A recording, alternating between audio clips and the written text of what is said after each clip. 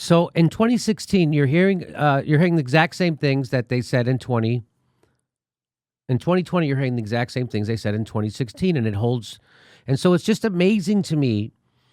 All my old friends in Hollywood, a lot of them, in comedy, a lot of them, not all of them, a lot of them though, most of them, certainly lots of the most successful ones, have no idea how we got Trump. And they're just upset about the symptom, which is Trump. And so I'm upset about the problem, the cause of Trump.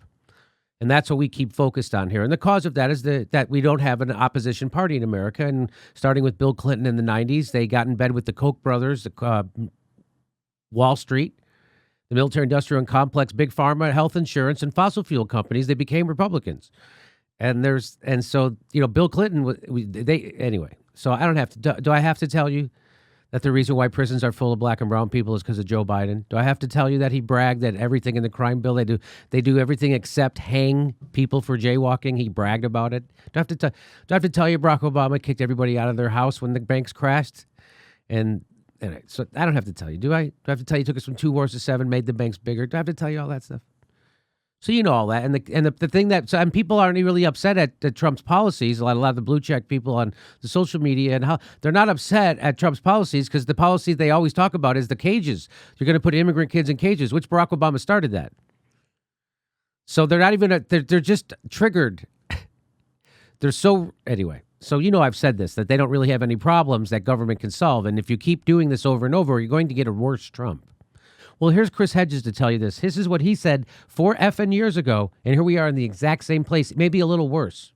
Well, reducing the election to personalities is kind of infantile at this point.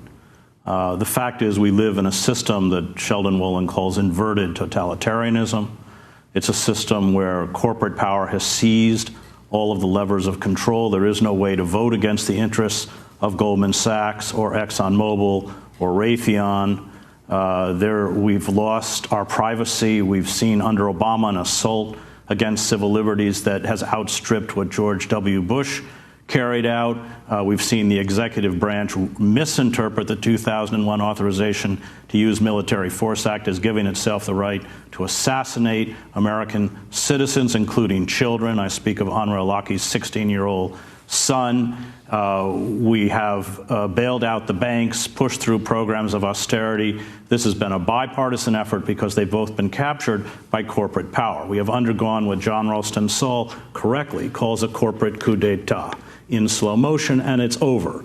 I just came back from Poland, which is a kind of case study of how neoliberal poison destroys a society and creates figures like Trump. Poland has gone, I think we can argue, into a neo-fascism. First, it dislocated the working class, deindustrialized the country. Then, in the name of austerity, it destroyed public institutions, education, public broadcasting, and then it poisoned the political system. And we are now watching in Poland them create a 30 to 40,000 armed militia. They have an army. The parliament, nothing works. And I think that this political system in the United States has seized up in exactly the same form. So is Trump a repugnant personality? Yes, although I would argue that in terms of megalomania and narcissism, Hillary Clinton is not far behind. But the point is we've got to break away from, which is exactly the narrative they want us to focus on. We've got to break away from political personalities and understand and examine and critique the structures of power. And in fact, the Democratic Party, especially beginning under Bill Clinton, has carried water for corporate entities as assiduously as the Republican Party. This is something that Ralph Nader understood long before the rest of us. And stepped out very courageously in 2000. And I think we will look back on that period and find Ralph to be an amazingly prophetic figure. Nobody understands corporate power better than Ralph. And I think now people have caught up with Ralph. And this is, of course, why I support Dr. Stein and the Green Party. We have to remember that 10 years ago, Syriza, which controls the Greek government, was polling at exactly the same spot that the Green Party is polling now, about 4%. We've got to break out of this idea that we can create systematic change within a particular election cycle. We've got to be willing to step out into the political wilderness, perhaps for a decade.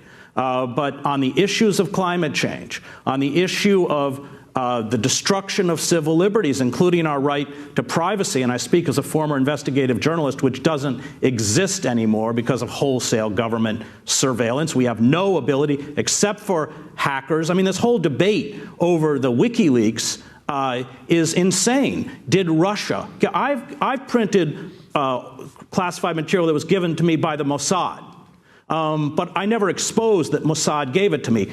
Is what was published true or untrue? And the fact is, in those long emails, you should read them. They're appalling, including calling Dr. Cornel West trash. It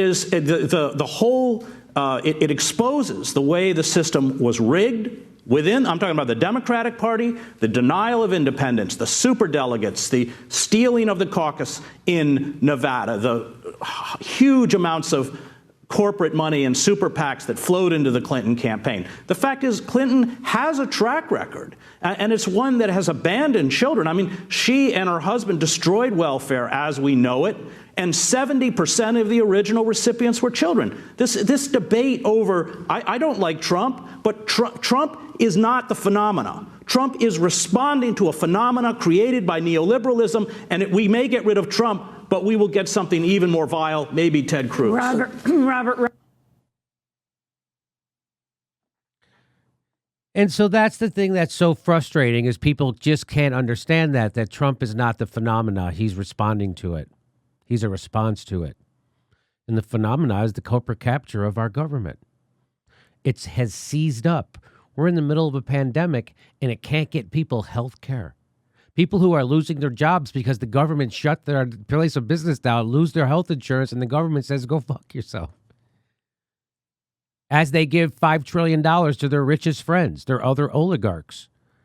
We are Brazil. This is a failed state. Pretty soon, 27 million people are going to be kicked out of their apartments and houses. That's coming. This is a failed state. What do you think Barack Obama did the last time there was an economic downturn caused by Wall Street? He made sure they never missed their bonuses, made the banks bigger, and kicked 5.1 million families out of their houses. Not people, families. He didn't have a plan for them. In fact, it was criminal what was done to those people. I know lots of them. The mortgage services company lied to them, told them not to pay their mortgage, do all this because then we'll get you help. And what they were really doing was setting them up to foreclose on them because they would make more money if they foreclosed on their properties. And that's exactly what happened. And Barack Obama knew it. That wasn't a bug. That was a feature. And he's laying it out right there.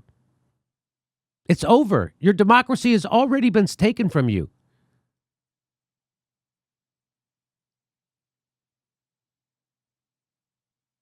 And so he's saying we dodged a bullet with Trump because everybody can see him coming and he's not competent. What if we had somebody like Ted Cruz? Or someone worse, people are saying now Tom Cotton. People who are real ideologues. And so, again, this is my daily plea to everybody in the country who considers themselves on the left.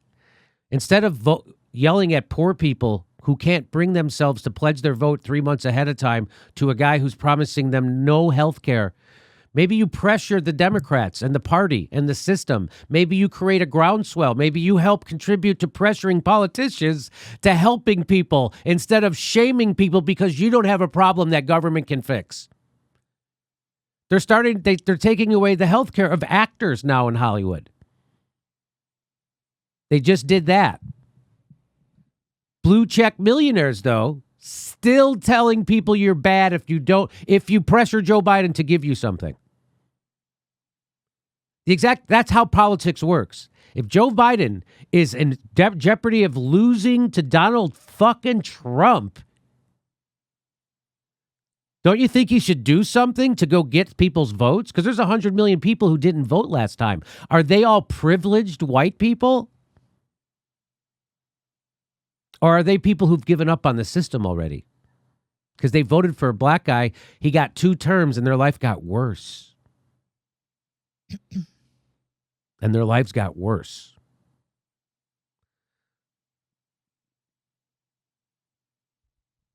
So we'll be playing more of that later on in the week. It's amazing. It's amazing, right? Kind of head snaps back. Government has seized up in America. It can no longer respond rationally to problems. This is not a rational response to a pandemic. This is not a rational response to an economic calamity caused by a pandemic. Again, people in Germany did not experience what we're experiencing. They didn't lose their health care. They didn't lose their jobs. This is not a rational. We have food lines. Thousands of people. All over country. Okay. So again, the plea of this, you're not a good person because you're voting Democrat. That doesn't make you a good person. That makes you an ignorant person who's out of touch, who doesn't know what the real fucking problem is. I mean, if you're bragging, if you think that's the solution, if you think voting Democrat is the solution, then you're ignorant and out of touch, because it isn't. It's just another problem. So pressure our politicians to actually give us something instead of keeping the threshold so low to earn your vote that it's just be slightly less shitty than that fucking other guy. Be slightly less of a fascist. Be slightly less of an imperialist. Be slightly less of an oligarch. Be slightly less of a authoritarian. Be just slightly less of all those things, or maybe just one of them.